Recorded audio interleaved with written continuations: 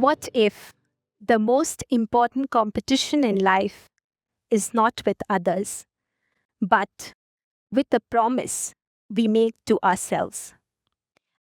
I begin with this question because it changed my life long before I knew I would be standing here on the stage. 10 years ago, I made a promise. It was my 30th birthday. I was 5 months into postpartum, sleep deprived, with a baby in one arm and self doubt in the other. When we are in our 20s and early teens, we feel that 30 is too far. And before we turn 30, we are going to achieve this, achieve that. And here I was, 30 years old, feeling like I had done nothing. Not that I had not done anything. I had a regular job. I had a routine. I had a family. But what I lacked was self-contentment, a feeling of doing something of my own, a deeper sense of doing something meaningful. That's when I made a quiet but powerful promise. Every year, I'm gonna do 2 new things that would be out of my comfort zone, out of my daily routine. Things that would make my heart feel alive again. I didn't know if I would succeed. I didn't know if I would have time. But what I knew was that before I turn 40, I want to be a better version of myself. Not to compete, but to inspire and to be inspired. It's more difficult to keep the promises that you make to others than the ones you make to yourself.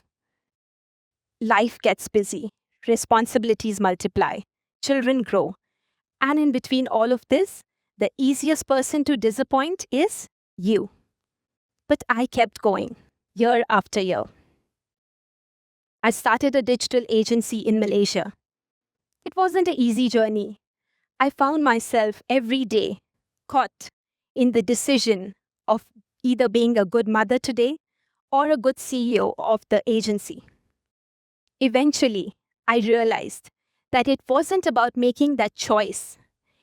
It was about prioritizing and compartmentalizing myself in the role I was in.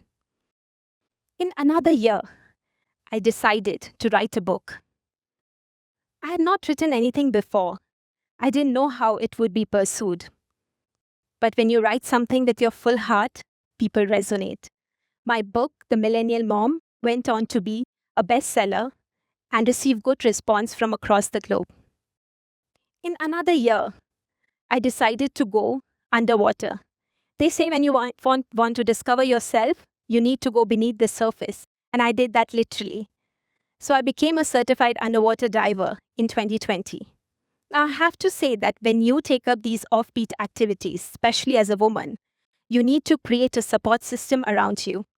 And for me, that support system was my husband, who always supported to take care of the family, our child, in my absence. Year after year, I kept going. One year, I took up a pranic healing course, learned a new language, did a work-life balance coach, and all these certifications enhance my soft skills.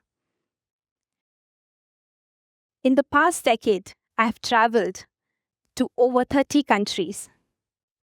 And in doing all of this, I discovered a simple truth.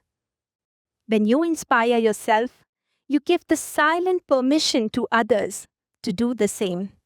The picture that you see here is from a trip that me and my son took to China in 2018. The trip began on a very wrong note. My husband had to cancel last minute. Everything that could go wrong went wrong, to an extent that I thought, why did I even come here? But now when I look back, I think it was one of the most exhilarating experiences of my life. Me and my son went up to the Great Wall of China in minus 13 degrees. It was minus 13 degrees that day in Beijing. It gave me stories that probably I'll tell my grandchildren someday. Today, my son and my husband are traveling to Japan. They would be waiting for me there to join them tomorrow for a family holiday to celebrate life. My son, who turned 10 last year, has seen his mother balance work, life, family. He has seen me fall. He has seen me cry.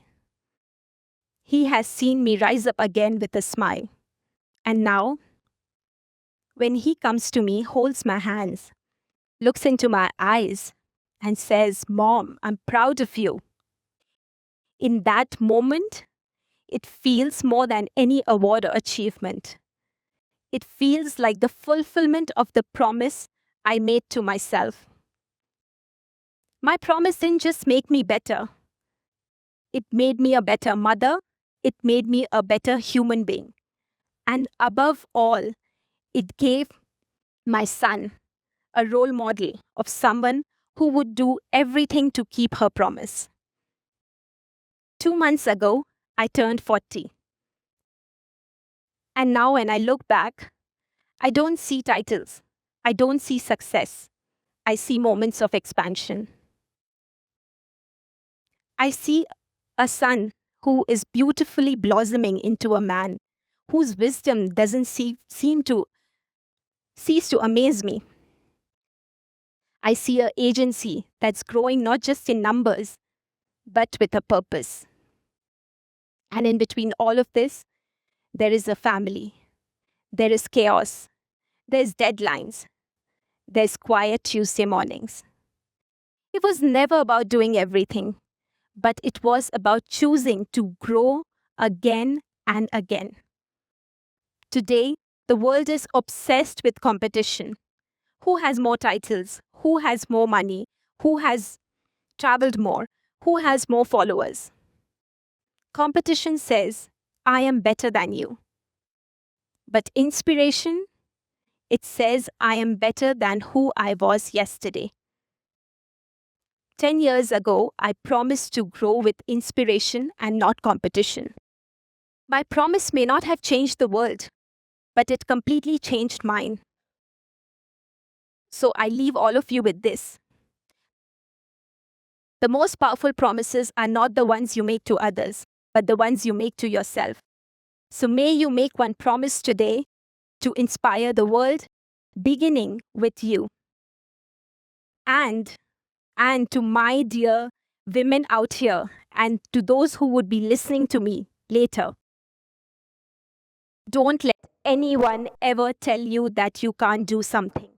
You may find 1,000 reasons for staying where you are, but it just takes one promise to take the step forward.